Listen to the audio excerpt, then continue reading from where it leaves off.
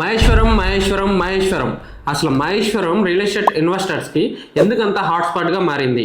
తొందరలోనే హైదరాబాద్ నగరం ముఖ్యంగా సైబరాబాద్ అని ఏదైతే క్రియేట్ చేసిండ్రో అట్లాంటిది న్యూయార్క్ నగరంతో పోటీ పడే విధంగా మహేశ్వరంలో ఒక కొత్త నగరాన్ని నిర్మించాలని ఇవాళ మన ప్రభుత్వం నిర్ణయం.